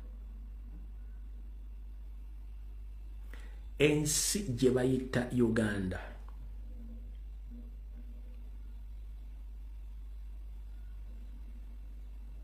nsingagga kimutamanyi ensi gye bayita Uganda nsingagga kimutamanyi nzize mbagamba ebintu bino ngagga mu bantu ngagga mu butonde ngagga mu budde obudde ow'embeera y'obudde bw'ensi kye tuyita weather ngagga mu byobugagga eby'omuttaka ebyensibo Mukama Katonda byebyejuwa. Ensonga lwaki Salimu Saleh ne Museveni baguze ettaka lyonna oddimalawo mu ggwanga lyonna kubanga baagala creatinga empire nga bakozesa natural mineral resources zaffe. Ensi Uganda eri mu kiwato kya Africa. Gwali wano naawe nnyini ku mbiri gw'omuntu manyi kye bayita ekiwato. Mwagala nnyo ebyononese. Njagala mwenna muli bantu bakulu kuno kuliko n'abaana abato buli omu amanyi function y'ekiwato ku mubiri gw'omuntu. Ekiwato ye center oba ye ntabiro y'omubiri. Kati entabiro y'omubiri Uganda ye ntabiro ya Africa ky'ekiwato kya Africa. Kitegeeza ekiwato ekikidde buli kintu kyonna ekyetaagisa okulaakulanya eggwanga. Kati kankuzanyira akatambi kano okakasaba ki Salimu Saleh Mambuka lwaki ettaka lya Buganda lyonna balitutte lwaki buli kimu kitwaliddwa. Muwoza abasajja kulemera ku ttaka temubuuze lwaki abasajja balemera ku ttaka. Ono yali leader of opposition mu government ya mu FDC Ogenga Latigo if I'm not mistaken. Ogenga Latigo ebigambo bino yabyogedde naye nga mbadde ngambi bagamba all along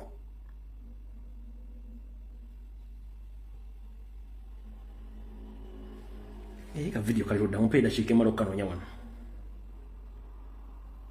kaakano mwana mulezi njala wulize ebigambo bino Ogenga Latigo byayogedde.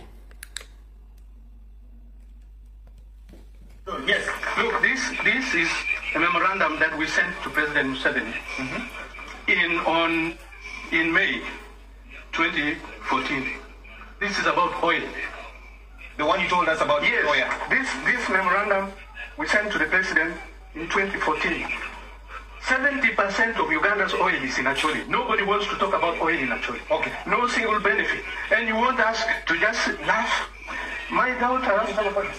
Wait, let me. Are you allowed to buy land in Acholi? No. Let me. Please, you are not the moderator. Let me say something. URA recently recruited people. My daughter was working there. Even I had to confront Commissioner General. And you know, when the short list of people to be interviewed came, my daughter was not there. And yet, last year, for 6 months, she was employee of the month. Then she failed the aptitude test. When COVID was there, she wrote 3 children's books.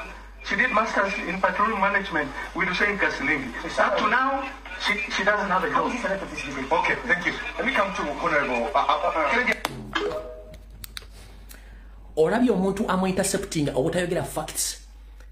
Honorable Ogenga Latigo akugambye nti amafuta ga Uganda ebitundu 7 ku buli 10 bitudde mu Acholi naye tewali muntu ayagala byogerako. Yensonga lwaki oli kisavuga ali mu north bakimanye ekiri wansi mu ttaka.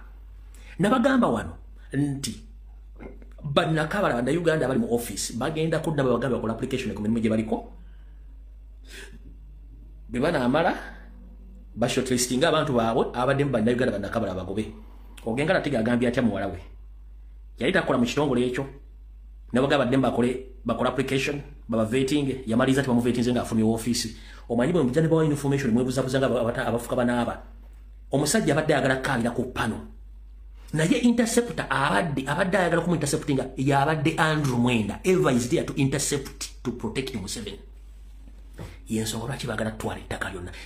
Ettaka lya Uganda lirimu minerals nga bazisimye zonna ne zigenda ku world market within the period of 30 years nga wemuli under the good leadership. Uganda batemanyi Las Vegas, batemanyi Bungereza, batemanyi Dubai, batemanyi Malaysia, batemanyi Singapore, batemanyi Egypt. Kino kikuddamu singa tufuna obukulembeze obulungi nga tufuga mu Uganda within a period of 30 years nga Katonda kuwadde obulamu nga basimye minerals ezo Uganda batejja kusoko ebebula Katonda okwatagana America okwata Canada okwata amawanga gonna agasinga obungi emyaka 3 Uganda banzimbe fule nga buli muna Uganda ofuna omusala nga tokoze nakola Mubusoga Mubasamya Mubagisu wajjudde golodi Mubusoga ebitundu birimu golodi birimu n'amazzi birimu n'amafuta Katonda akugambye mu Acholi gomanya amafuta agali mu Buganda omanyi uranium ali mu Buganda omanyi golo lyali mu Buganda omanyi kiri under Benin ya Lake Victoria mumanyi minerals ezi under Lake Victoria ne surroundings Lake Victoria temukimanyi kubanga temumanyi ekyagitumiza palo zafe omuzungu omongereza ayina buli kimu ekiri ku meze kiraga Uganda nga bweri engagga bagano bibalaga Uganda batemanyi na Saudi Arabia kanka kudiremo owulire ogenga natigo nga yagala kaba. Yes, look, this is a memorandum that we sent to President Museveni in May 2014. This is about oil. The one you told us about. Yes, oil. this memorandum we sent to the president in 2014. 70% of Uganda's oil is in Acholi. Nobody wants to talk about oil in Acholi. Okay. No single benefit. And you want us to just laugh? My daughter. Wait, let me. Are you allowed to buy land in Acholi? No, let me. Please, you are not a moderator. Let me say something. URA recently recruited people. My daughter was working there. Even I had to confront Commissioner General. And you know, when the short list of people to be interviewed came, my daughter was not there. And yet, mwarawo yali akola mu Uganda Revenue Authority. Newe bagaba demba kole okusaba kwa emirimu gyabwe. Ogengala tuga government mwarawo yali akola bagenda okuddamu okusauti stinga nga taliko mu mbago mujjeko nga muli bagamba n'ogo kaboka. Ekintu ekira kibagamba omwaka guno gutandika tibagenda tandika okujja ba indigenous mu office. Nga nabali mu office babagamba oddemu mu kola application musabe emirimu nga togenda gufuna mwali mulooza nsaga ono ogengala tuga yagala okaba. Ninga tukibagambye the reason as to bana abantu batambula okutwala ettaka lyammwe bamanyi ekiri wansi w'ettaka mwe temukimanyi muli mu bend over challenge ntunoli kasoke babuli mu kigambo kino bulembera ku social media nentunoli omwana omuwala nga ali mu challenge z'ennyimba obanga ayogera ebibozibozi bitagatta mpulira obusungu nga bannange bulira ntunoli omwana omulenzi nga ali mu kwemulya ku TikTok ba ku social media nga tafokasinze ku national matters n'engambo ono nayagala kuzaala naye omwana agenda mulekeraani era agenda kubeera watya bulenda bibozibozi by'abalokole bitagatta nga babujingo n'engamba ne bana abantu batudde wano bamanyi ensi kye balimu kikyetegeeza nfuna obusungu n'enfuna okunyiiga nga tebamanyi kinsi gye balimu kikyetuddeko nfuna okunyiiga n'engamba ba Uganda ennuma bw'omu naye ng'abantu bali mu kukola ebibozibozi by'ekisi n'otula abantu betuyita ba celebrities e Kampala they are poor like church mouth ne libate yaabwe ne right ye baagi bajjako eya art ne abacontrolling babera ku social media in huge numbers they can't even discuss about national matters no but discussing gundi yanobye gundi yamwagade gundi yajjeba olubuto because they don't care about that but those one who knows exactly what is taking place in Uganda yensonga lwaki onajja nagamba bwati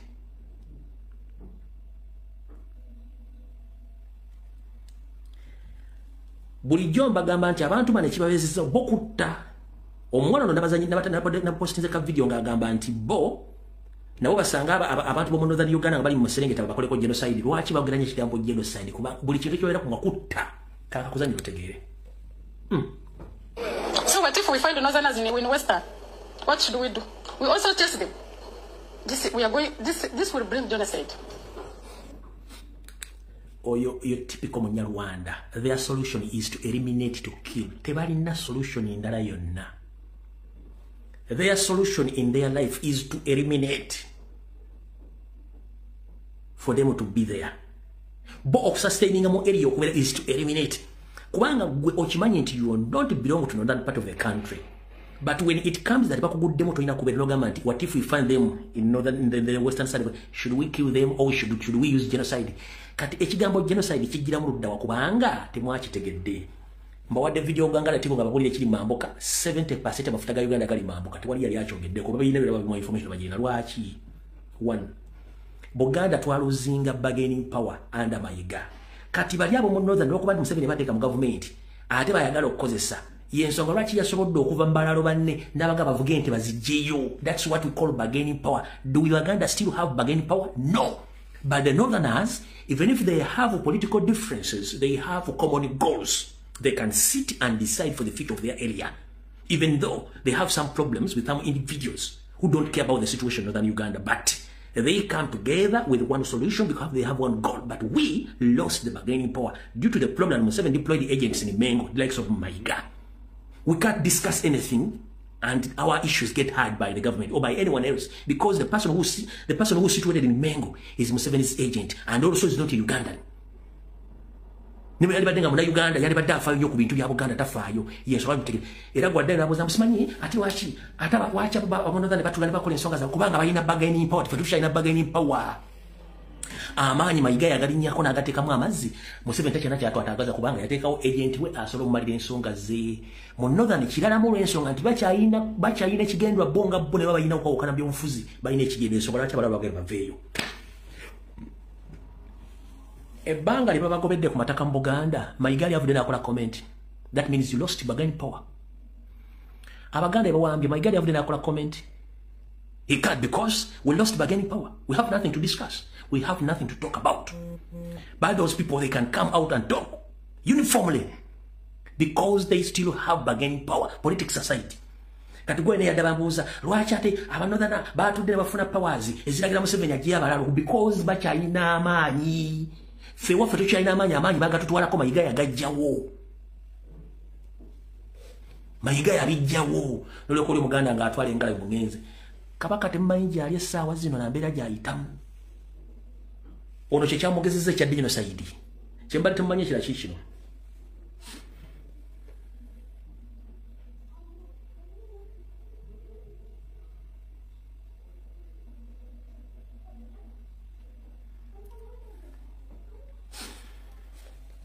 Gashumba ne banne bageze basinkana Nyandwe Banyabanda banne kabazumingire mulaba Nyandwe bamusinkanye ono mama njo bano bakozi ba Museveni katone Nyandwe yesoferi bano bonna bola baawo ono ye Gashumba mulaba kama kuzumingire yoyo Gashumba mulaba kati yoyo Gashumba kati bali bonna balaba amanyo gaabwe obalaba enyindo n'amaaso bonna balaba enyindo n'amaaso bonna kabano bonna obalaba bonna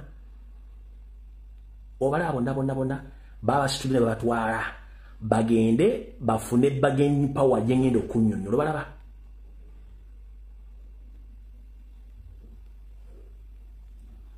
obalaba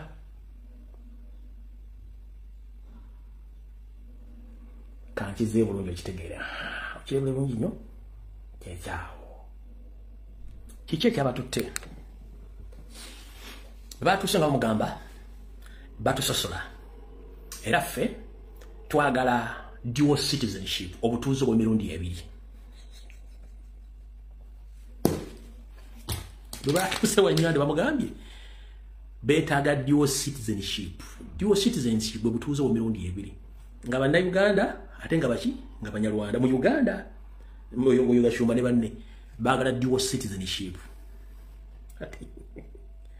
Nyando mukwebuzabuza n'abagamba it can't happen either you become a Ugandan or you go back to Rwanda you have to have a belonging either you become a Ugandan or you go back to Rwanda because you can't have dual citizenship n'abagamba bwa ne manyi Nyando muzibu ebintu bya Nyando bizibu nnyo olwalira kugamba kino ng'ekya kugamba kiri mujjukira tulina ne pending request y'abayindi okufuuka bana Uganda naye weeri Nyando byonna bipulaninga bijja bikola wala mukalu wakajja bikola okitegedde bulungi nnyo kati kyenkubuuza essaawa zino bo bennyini baagala butuuze wa mirundi ebiri nga mutuuze wa Rwanda mutuuze wa Uganda munnansi wa Uganda bo kibeetaaga jjukira ekintu kino n'ennyanda ennyini kimukwatako ng'omuntu alina crisis identification alina bakiyita crisis identification crisis tamanyi wajja birunginga ekyo mukitegedde kati mumala kitegeera mutegere abantu betugiringa nabo all right ekyo nakyo mukitegedde ekirala ekyo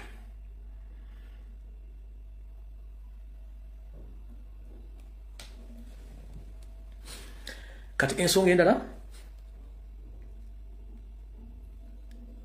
Yoseri agezaako nnyo okweliminatinga oba okugjawo history wa Uganda nga wandikawo history we ng'omuntu n'ekibiina kye kya National Verse Movement wali weegenderezaako lwaki bannabyabufuzi abasooka mu ggwanga teboogerwako ku mikolo gyonna gye bategese wali okyegendezaako lwaki ku mikolo gyonna gye bategese mu Uganda nga Museveni yagitegese teboogera ku ba previous leaders n'okubajjukira oba okubabaako kye babagamba kyonna lwaki kubanga Museveni yagala kuwandiika history ng'atandikira ku ye era y'ensonga lwaki olaba nti ng'oggyeko Obote eyagobazza teboogera ku Lutwa ebirungi bye yakola teboogera ku Paulo Muwanga ebirungi bye yakola n'ebibi teboogera ku Lule teboogera ku Binayisa teboogera ku Ssekabaka Muteesa kati abalaba nabaaliwo bakayira babatabusi tebaboogerako eneweya mu liberation y'eggwanga teboogera ku mugenzi Kamyankwanga omugenzi Ben Kiwanuka n'amakaage bagasaanyaawo erubaga bagasendawo okujjawo legacy kuba history n'abalina okuwandiikibwa kati twali tulya ng'ennyumba y'owekitiibwa omugenzi Dr. Paul Kawanga Ssemwogere bagiteekedde omuliro from nowhere ajjawo legacy mujja kulya nga Aisha Kabanga Katonda nti amaka gaagano gaago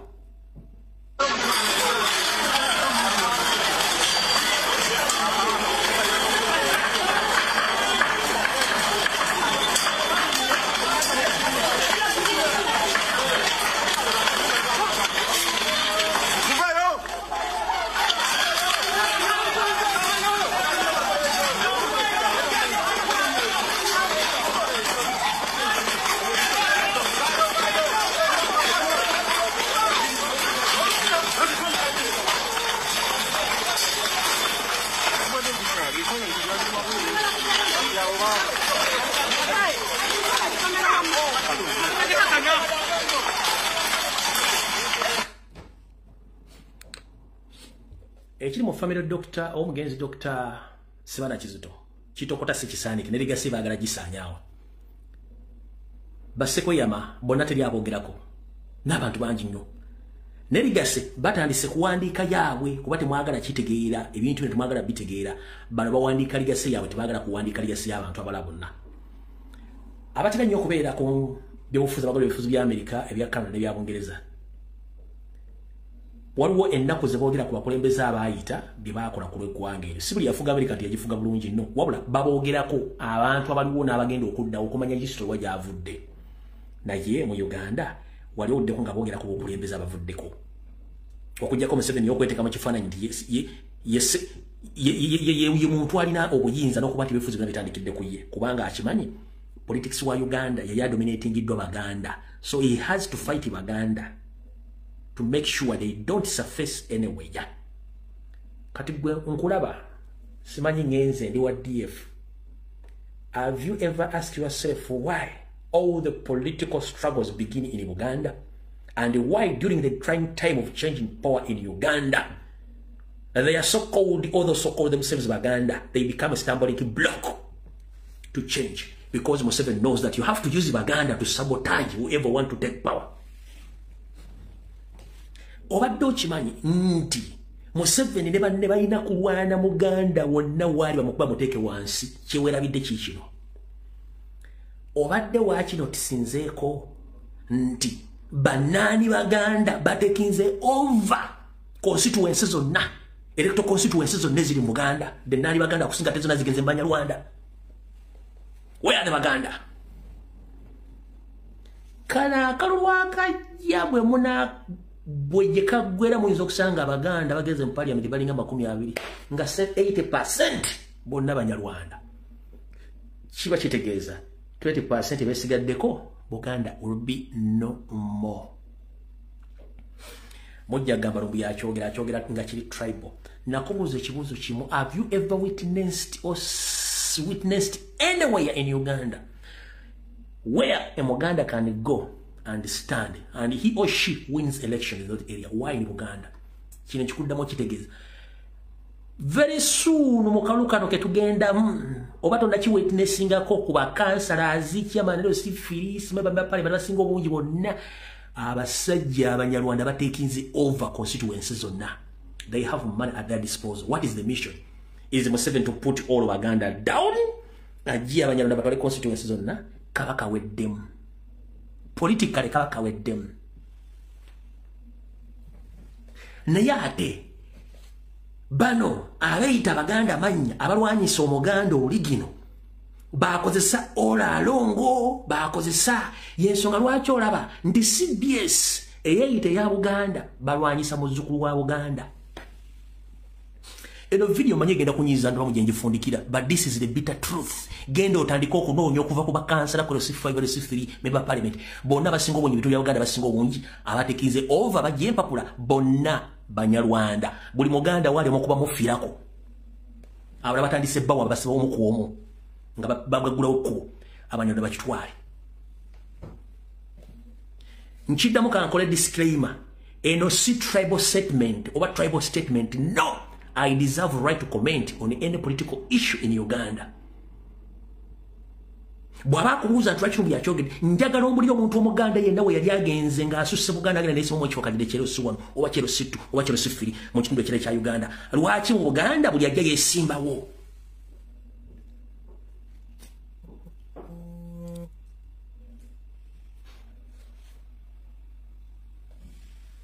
Esawa zina abaana bonna abadde bakwatidde eggwanga bende bali mu bakuba bateeka wansi. CBS wana Muganda ngate gwe promoting si Muganda manya.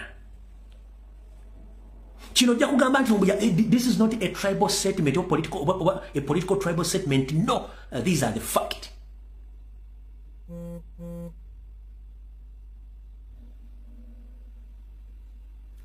Batubala from A up to Z unknowingly ngokuba tetwagala kwogera ku nsonga zino olwaki. Politically, they are wiping out all of Uganda from political positions. No one will render you services when he's not among you. No one.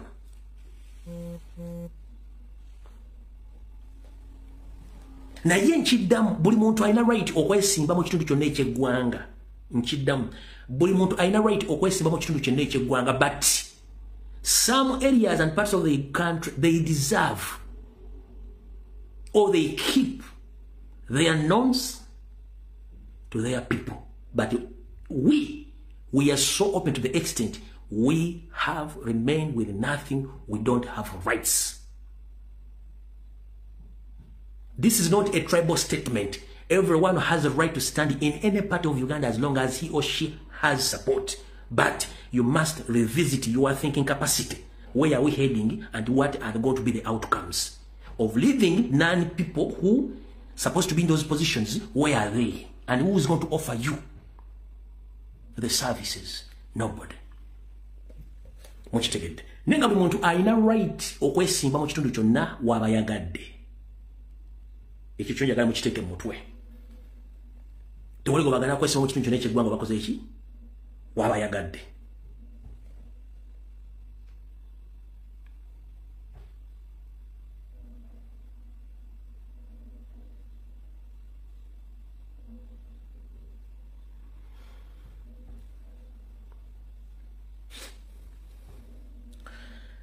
Kati ngera fundikira na information yeno.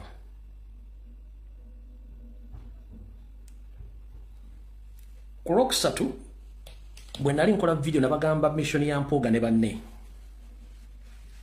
Enji bagamba bana basigala mu Nopo. Naye after one day and some few hours kyendayogedde kyenyini nambo zikiyayogedde. Kino sikira bagambye. Wali abantu abamu nga bazze naffe tukimanyi nga bazze okwewandiisa nga tayagala kalulu naye nga azze kufuna ntondo nga bali mu kibiina nga si wa kibiina nga baba tutaddemu tetubamanyi ndowooza abeewandiisa basooka kubeera bammemba ba kibiina ate munnange kaadi y'ekibiina omuntu agigula ne Yuda yali omu ku baali bagoberera Kristo percentage si gye tulina eyabo abafaanana ntono nnyo of course abantu ababi ne bwe babeera batono obubi bwabwe bulabika. Mutandisa bala olaba wano we twaje Kawempe abantu abakirimu olw'obulungi kasita process yaleeta Nalukoola naye era abakirimu olw'obubi wabalaba nga beeyongerayo finally batuuka ekiseera omanye ozanyisa obudde omukulembeze waffe yakiyimbawo obudde n'atuuka ekiseera ne bumulaga gyali ona weyogedde ku kigambo ekya yozo kitegedde. So next time bankuwa information gitunulemu ogyetegereze. abantu bangi bazze n'ebigendera ebyokulwana olutalo. Olwenda kusoma ziri 27 mwezi ogw'omukaaga mwaka 2025. Muganda wange waliwo olutalo olujja. Waliwo olutalo lw'ebigambo olujja. Lujja kwetaaga buli muntu yenna oddoyigiramu ku ground ne ku social media. Nga kadi zigabiddwa waliwo olutalo olujja. Lujja kwetaaga buli muntu yenna oddoyigiramu ku social media ne ku ground. Ng'enkwezenge zirinze sayidi eri waliwo olutalo olujja nga lwa bigambo mu Lulinde nga lwa bigambo. Waliwo olutalo olujja nga lwa bigambo mu Lulinde. Kansemu Katonda ampa amaanyi, ampa obudde, ampe n'okutegeera okw'enjawulo. Tulawuta olugero n'akomekkerezebwa. Kubanga ye Museveni wayagala. Lwaki lugenda kuba lwa amaanyi? 1. Mission y'okwabuluzamu national platform tennavaawo eri. Kyekisooka ekyokubiri. Abantu bonna abeefuula nti baali bagenda kwakana ku Nuupu bakyaliwo tebavangawo. Eri abagenda okwogera omugambo ogutali mutuufu nga gwetaaga okuyingira mu intercept that propaganda and blackmail yeetaaga obudde. Naye nsaba nnyo Katonda awe obuvumu n'amaanyi eri pulezidenti waffe. Oba okyusa ekitanda okyebakako nga kitunudde ludda wa osooka oloote wekenneenye ensonga zonna nga bazigenda okuba. Totiisibwa abantu bamanyi bonna, naye ngenda kukusaba oteekewo kye tuyita suggestion box, oteekewo ne controller yaawo. Controller agenda controlling suggestion box eyo. Naye nga suggestion box eyo egenda kuva ku buli kyalo nga bawandiise ebbaluwa eraga abantu abatali batuufu abazze. Ngenda kusaba buli muntu ina ku kyalo gy'oli ng'oli mu politics mutuwandiikire okuva ku LC1 mpaka ku member parliament. Abantu bemayiti si batuufu nga bazze bambadde ng'aba Nuupu bonna abakuba ebipande. Kino bw'osanga omuntu ng'obadde temumanyi nga yakobye ebipande ebinyirira nga biyitirivu nnyo tobooza abo si baffe. Nkiddamu nga nfundike. Bw'osanga kandidaati yenna kabere kansala kabere kiyama nga yakuba ebifaananyi bingi ng'abadde tali mu Nuupu nga temulabangako wantu wonna tobooza oyo yaani. Lwaki? Abasindise bangi oba kamaala ak'omusoga. Bw'osanga kandidaati yenna nga yakuba ebifaananyi byanyiridde nga bingi tomulangako mu activities za Nuupu, tomulangako ku kitebe, tomulangako mu meeting yenna, wabula yakuba ebipande nga yanekedde bingi nnyo tobooza oyo yaani zeze nkwezenge. Naye olutalo olwo Mukama Katonda ompa amaanyi omukulembeza amaanyi. Naye mukulembeza nsaba oteekeko suggestion box obeeko n'omuntu agenda ogibeerako ng'asoma amabaluwa gonna agagenda okuwandiikibwa. Kubanga during the vetting time weetaaga okugebeesinga kuvetinga ng'ofunye information efa kuggona ku bantu ki. Abantu bangi beefudde kye batali nga NRM yabasindise, PPF yabasindise, DF yabasindise ne babasindise bangi nnyo ne dissidents nga temumanyi. N'olw'ensonga ebiro esobola kusukako wano Mukama akuumye tusinkane ku lwenda banjagadde lonna. Ona kolonji mwiraba munansonyi wasitadde masimu information ebadde nnyingi nnyo. Nsaba beetondera bakama bange information ebadde nnyingi nnyo sobodde kutaba simu video wedde tusinkana olunaku lwonna bwe nabafunye amaanyi agajja ku Sunday it's okay. Bwe nabasifunye wabula ngenda basaba nga temunnagenda nsaba mugende munkolere survey due diligence okuva ewa Kayanja okutuuka Kayanja ka Kabaka. Nsaba ali ku live eno mwenna doni zange ziri mu Ndeeba Katwe Makindi Emmengo nsaba mugende munkolere due diligence okunoonyereza nga olukuŋŋaano lwa Kayanja luwedde. Munoonyereze olutobazi okuva ewa Kayanja oluleega mu Kayanja ka Kabaka wonna gye lutuuka enzimba gye bazimbira mu kimu kyonna mumpe video n'ebifaananyi nyinza obikoza mu video yakusanjala ku exposing abantu bano. Abantu b'e Katwe Mengo Ndeeba mwenna bali mu kitundu awali kyaki ya Kayanja. Ngera mumpe information ekwatagana ku lutobazi olwo lwasendedde lwamu ettaka ne bakola emyala nga giyo mu Kayanja ka Kabaka. Njala footage, visual footage n'ebifaananyi still photos. Njala funa video nd'okutuuka ku Sunday nafuna information kubanga yemu ku plan zaali z'okutta Kayanja ako nga bwe kayimiridde. Mukama ankumya mweraba video wedde.